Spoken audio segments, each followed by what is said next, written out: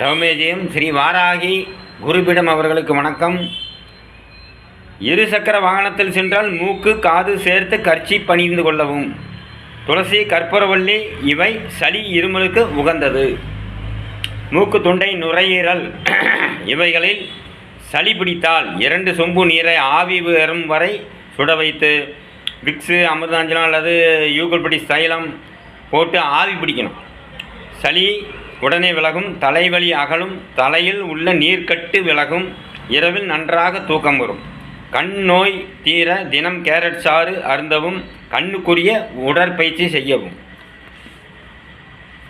இதை நீங்கள் அனுதினமும் செய்ய வேண்டும்.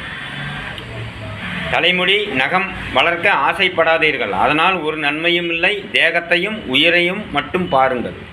முடிமேல் ஆசை உள்ளவர்களுக்கு கரடி போல் முடி கொடுத்தால் எப்படி இருக்கும்? வணக்கம்.